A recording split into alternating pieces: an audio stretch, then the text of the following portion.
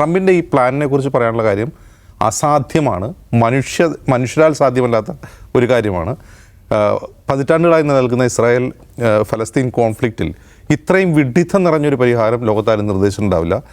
ഞാൻ അതിനെ വേറൊരു രീതിയിൽ ഇന്നലെ ഈ ട്രംപിൻ്റെ വാർത്താ സമ്മേളനത്തിൽ വേറെ നമ്മൾ ചില സിനിമകൾ സ്പൂഫായിട്ട് കാണുമ്പോൾ നമുക്ക് രസമായിട്ട് വരുമല്ലോ, നമുക്ക് രസമായിട്ട് തോന്നുമല്ലോ.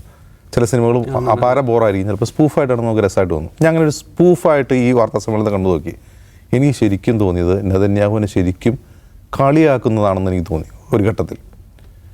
നെതന്യാഹു എന്തിനു വേണ്ടിയാണോ ചെല്ലുന്നത്? ട്രംപ് ഇനാഗുറേറ്റ് ചെയ്യപ്പെട്ടു, ട്രംപിൻ്റെ പിന്തുണ ഇസ്രായേലിനെ ഉറപ്പിക്കുക എന്നുള്ളതാണ്. കാരണം ഫസ്റ്റ് ട്രംപ് എൻ്റെ അഡ്മിനിസ്ട്രേഷനിൽ ഏറ്റവും അവസാന ഘട്ടത്തിൽ ട്രംപും നെതന്യാഹുവും തമ്മിൽ ചില ഉരസലുകളുണ്ടായിരുന്നു. ഒന്ന് അബ്രഹാം മക്കടൊക്കെ ആയിട്ട് മുമ്പോട്ട് പോയെങ്കിൽ പോലും ഇലക്ഷനിൽ ജോ ബൈഡൻ ജയിച്ചപ്പോൾ ഉടൻ തന്നെ ഏറ്റവും ആദ്യം ജോ ബൈഡൻ അഭിനന്ദിച്ചവരിൽ ഒരാൾ നെതന്യാഹു ആയിരുന്നു. അത് ട്രംപിന് അത്ര ഇഷ്ടപ്പെട്ടിട്ടൊന്നുമില്ല. എന്ന് മാത്രമല്ല, ട്രംപിനെക്കുറിച്ച് സൺ ഓഫ് എ ഡാഷ് എന്ന് വിളിക്കുന്ന ഒരു വീഡിയോ ട്രംപ് തന്നെ ഷെയർ ചെയ്ത് വലിയ വാർത്തയായി ഓർക്കുന്നുണ്ടായിരുന്നു നെതന്യാഹുവിനെ കുറിച്ച്.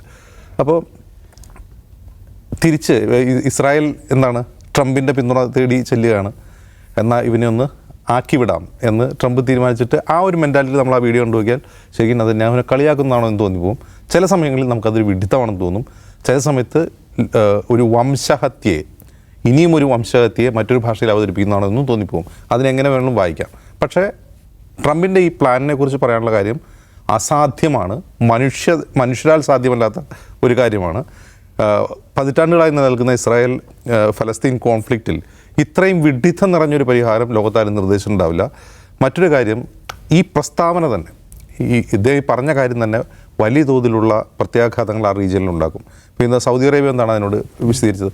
സൗദി അറേബ്യയും ജോർദാനും അതിനെതിരെ അതിശക്തമായ രംഗത്ത് വന്നു. ഈജിപ്റ്റാണെങ്കിൽ പ്രസ്താവന നടത്തിയില്ലെങ്കിൽ പോലും അവർ കുറേ കൂടി ശക്തമായ പൊസിഷനിലേക്ക് പോവുകയാണ്.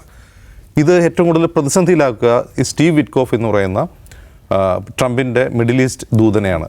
അദ്ദേഹം കുറേ കൂടി പ്രാക്ടിക്കൽ സെൻസുള്ള ആളാണ്.